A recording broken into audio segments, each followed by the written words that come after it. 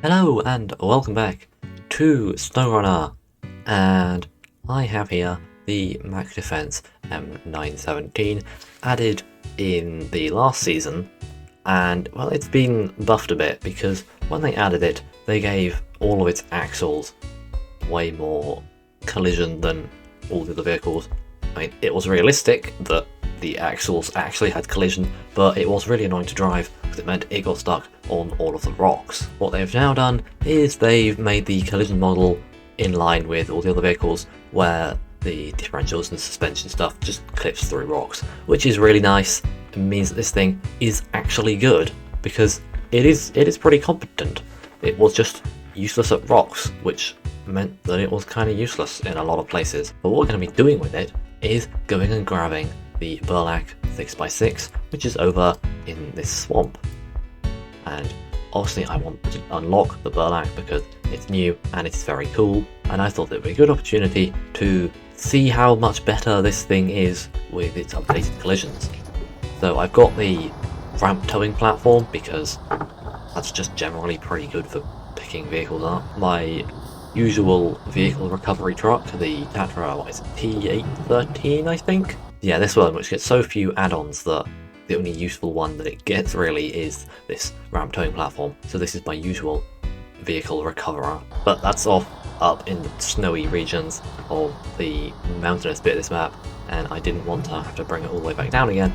And of course, I've got to show off the updated Mack Defence. So let's go grab this truck. I forgot how fast this thing is. That's the 6 gears for you, and apparently it drifts. This thing is insane. Look at these drifts that I'm pulling off. Oh, I know I messed that one up.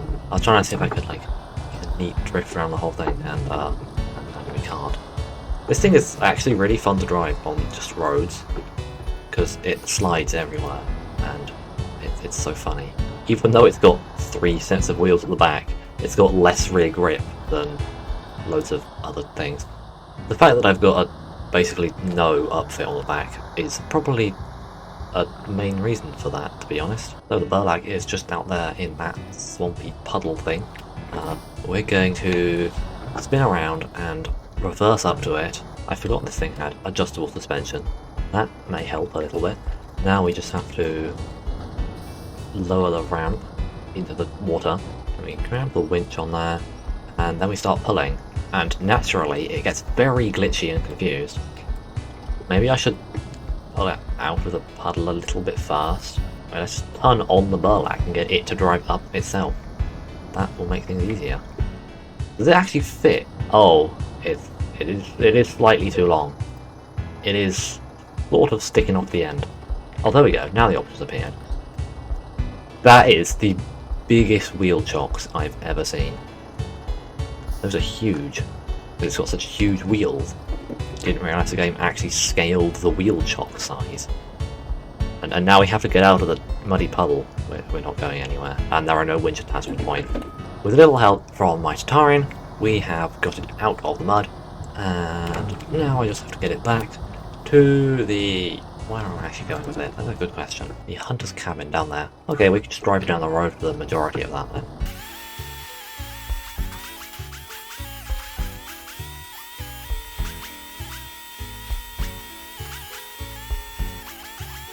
I'm actually quite liking the Mack Defence now. It's not like the best in deep mud, but it's pretty competent.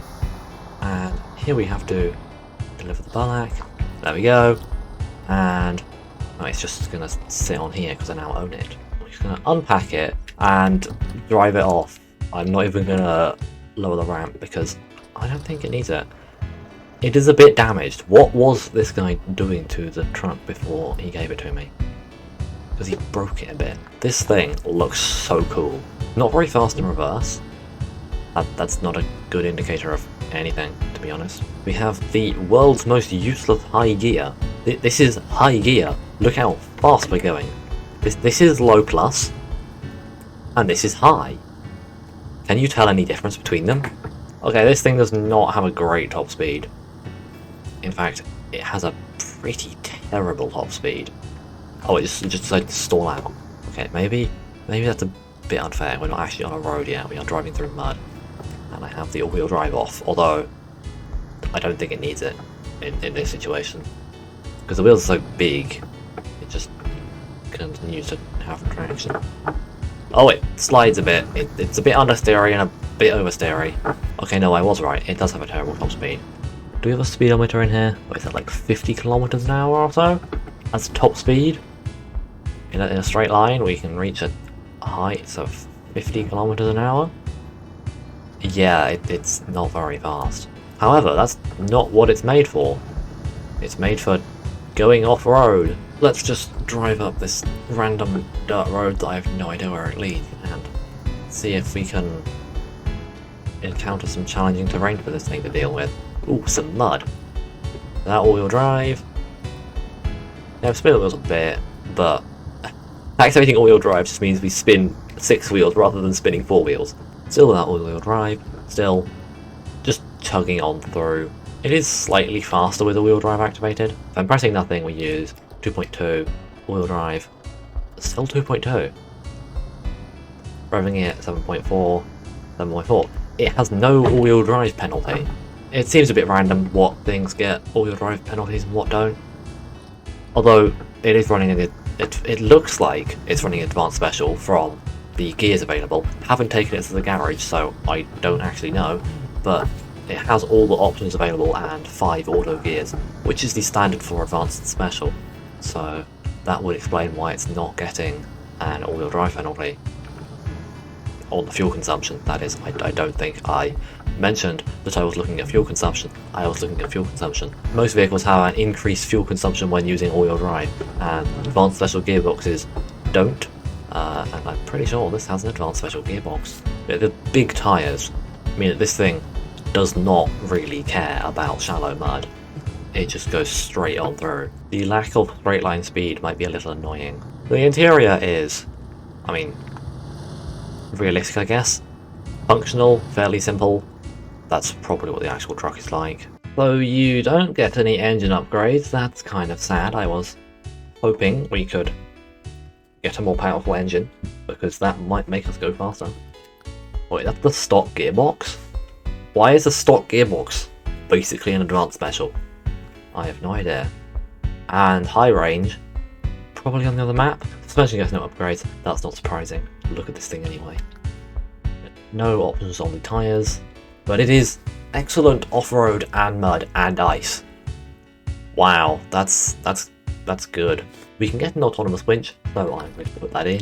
Engageable diff lock, you can't get rid of it, why would you? Snorkel, you can have some kind of vents on the side of the, or you can have some nice wing mirror obscuring ones, because those totally don't completely block your vision. And then we get a bunch of options. So you can change the back for a flatbed, which can store 1 cargo. You can have the big roll cage, obviously more lights, more good. Light trailer hitch. Wait, what? This thing can have the option to change whether you want to pull normal truck trailers or scout trailers? This is amazing. Why have they given the Burlak the ability to take both types of trailers, and yet they give things like the Chevrolet Apache and the Resvani Hercules the ability to tow none? That doesn't make sense. We get some trunk repair supplies, and you can have a loading crane. What do we actually get in here? You get 150 repair parts, 1 spare wheel, 100 fuel. Well, in that whole box, you only get that.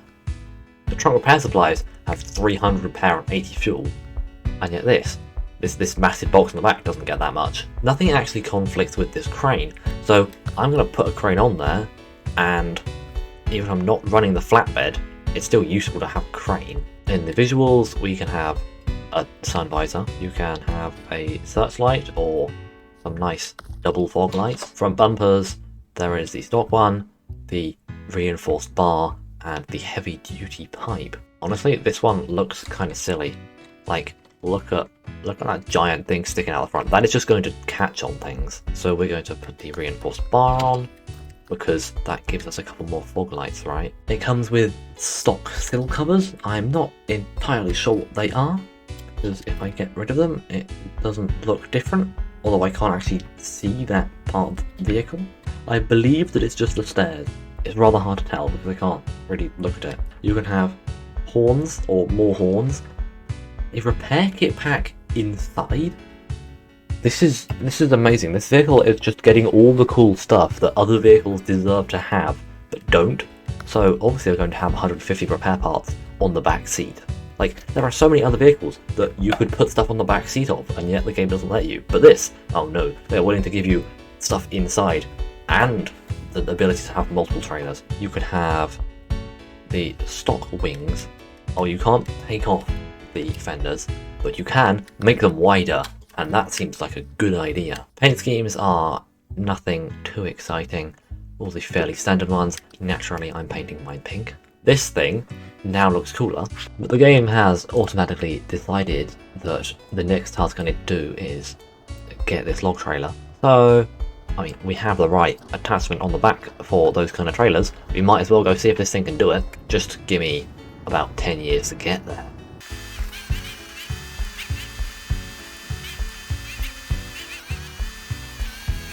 So I thought I'd take it a slightly more difficult route to give it a bit of a test, and so far it is dealing with everything very well. The size of the wheels mean that it just doesn't really care about much. Like, you've got this massive crevice in the road where it's been broken, and it is sort of sliding. Yeah, that is a problem. The big wheels have good traction on everything other than road, and yeah, this is a road, so we don't have great traction. But hopefully we can just climb up here. Or we're going to fall over in the process. It got through, and these barriers, not even taking any damage, it just drives straight through them all. So here is the trailer. Hopefully we can attach to it. Does this attachment not work? That's the attachment thing, right? Why is it giving the option? I should have checked whether this thing can actually take trailers, because although I've got the heavy attachment thing, it's not actually working. It won't let me actually connect to it. Oh well, I guess we just winch it all the way. It's not that far. And you know what, we're going to go over the mountain, just to make it a little more exciting. These big wheels are also quite good in snow, it seems. They don't spin as much. I don't know.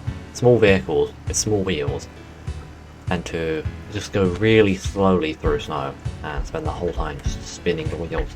This thing, not so much. Low plus with the diff locks on seems to be the better way to go through a lot of this mud, because the low plus is fast, like it's at least the same speed as the auto, especially when you have the diff locks on and you're going through mud, and the trailer is doing some weird things. How about some rocks?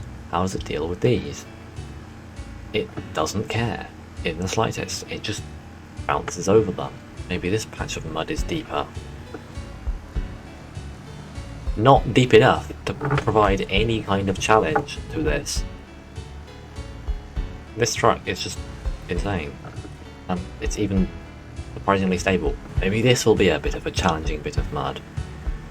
Oh, it's slightly slowing down. It still put it, well, it still left it in 5th gear though. The auto gearbox has decided that 5th is fine for this. And sure, it's spinning wheels randomly, but it's still moving, and it apparently did not care in the slightest. I need to take this to somewhere a little more difficult, I think. And this thing has the weird ability to just be left in 5th. Like, if you just floor it, and once got up to 5th, which you can do by just going down a hill or going on a road, it goes up the gears to 5th. And then as long as you just keep your foot to the floor, it just doesn't go out of 5th. Like, even though we are definitely not going at the right speed, because it's just permanently spinning the wheels, it's fine. Although, having said that, it stopped spinning the wheels. It's still in 5th, it doesn't care. I mean, the trailer is probably hindering our abilities to actually go at 5th gear speed, because we're winching it, which means that physics gets a little bit wonky. Oh no, we're actually stalling out, are we? No, we're still in 5th. How? How is it still in 5th? We're probably quicker to just go into low plus and see the diff logs on at this point. Here you go, have your log trailer. Oh, thanks, now I get the log trailer. I don't need it right now. What I'm going to do is just teleport back to the garage so that I can go and take a look at what trailers this thing gets. This is so weird. It gets a list that includes all of them. So you've got the Scout flatbed, but it says install add-ons or trailers. Block this because I don't have the right hitch on. And same with that. Then this it goes, yeah, you can have that, and then there's another Scout one. It's like, it's so weird to see them next to each other because that's not generally how it works. Sideboard trailer, flatbed trailer, service trailer, maintenance trailer, but not the log trailer. We can get basically all of them other than the log trailer, it seems. There's probably a couple that I've forgotten, but we get most of them, so that's pretty good. So to give the thing a bit more of a challenge, I have brought it to Wisconsin.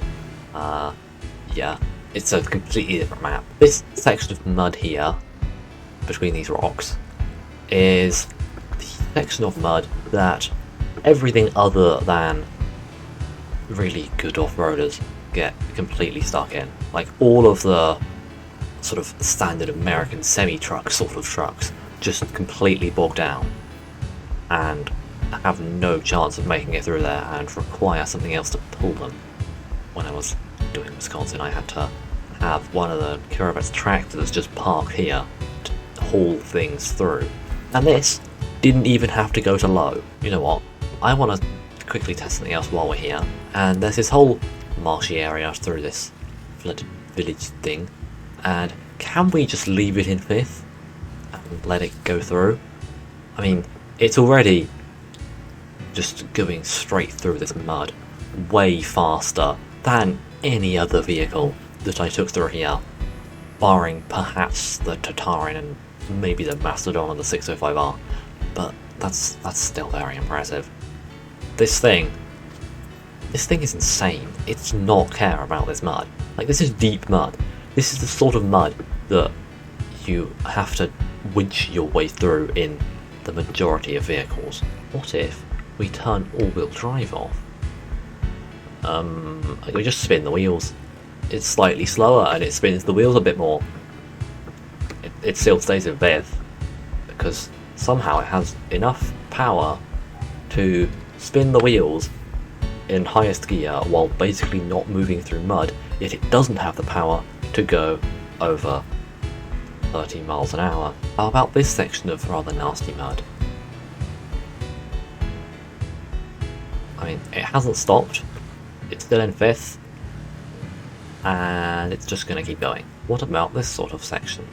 Not exactly muddy, but it's a bit bumpy, and it may fall over if I intentionally drive it on the most cambered bits I can find. It just doesn't want to fall over. I mean, I did slightly miss the actual steep slope, but it sort of slid down a bit. I tried. Okay, what if I just... Oh, it keeps trying to slide down the slope. What if I just try and drive it on this? We're going to have to go into low. Oh yay, I made it fall over! Come on, you can land on your wheels. Ah, not quite. It's fine, we have an autonomous winch, we can just pull it back up. So yeah, you can roll this thing over. If you try, this is a slight problem. It doesn't want to get back on its wheels. And there we go. It's back on its wheels. And just over here is a test that I am fully expecting it to fail, because there is no way that this thing is stable enough to be able to make it across this. Like, look at the angle of this. Everything rolls going through here. That was really close. It was actually so close to making it. I'm pretty sure with a bit of more careful driving, instead of just throwing it at the slope, which I did, I'm pretty sure we can get that to get across there. Welcome to Amur, what most people would accept is the most difficult region in the game. And well, the ice tyres are rather helping, because this thing has magic ice tyres. And this patch of snow here is one of the most difficult things to get through that I've ever seen. In fact, when I was doing a little bit of this map, because I haven't actually done most of them, I've unlocked the maps because I've been to them, but as you can see, I've been to it to drive through it, because I went down to grab the couple of trucks this map has to offer, and the upgrades. But other than that, I haven't actually completed it. And this section of snowy, muddy ice here is so difficult that when I was going to grab stuff, I had to drive on the rocks in front of, well, not in front, but like by the side of it here to get past. This thing, it just drives straight through. Like, this thing is absolutely insane. That is the most difficult bit of terrain in terms of mud that I can think of that I've ever had to come across. There is probably more difficult bits deeper into a mud that I haven't actually visited, but this thing is just okay. Last test, I just have to see breaking ice. So if you played the game enough to have gone to snowy regions, you will know that there is this annoying ice that breaks. I mean, I don't think it's actually in the base game. I don't think in Alaska the ice breaks when you drive on it. And apparently this thing is sort of light enough to drive on it. Oh no, it's not. Oh, it's sinking in a bit. Aha! We finally managed to make it sink in. Lock the diffs, and it climbs. It climbs straight out. One more test. I promise, definitely promise it's the last one. Totally. I'm now over in Alaska. There is this one section of mud that I had a lot of trouble with because you have to haul a heavy trailer through it. Even without the trailer, I'm having to go along the edge so that I can winch. But let's see if we can get this thing just to go straight through the middle. Yeah, it's just...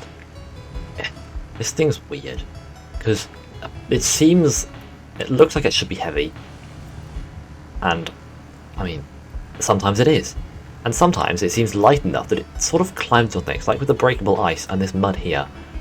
In some ways, it's not sinking all the way in. It just sort of sits on top. Oh, I returned to where we found this thing at the beginning of the episode. And we're going to see just how easily it can get through the mud. So we have to squeeze past at a time. It doesn't mind. It's not really having any difficulty. And remember, I haven't made any performance upgrades to this thing. It's got the same tyres, same engine, same gearbox, same suspension as when I got it to begin with. And it's making it through there perfectly fine. So what does that tell me? It tells me that the person who got it stuck not because of the truck, but because of themselves. And then they decided to swim. But yeah, thanks for watching this video. It's kind of dragged on a bit, I imagine. But that's going to be it. So thank you for watching. Don't get distracted. Go subscribe now. And until next time, goodbye.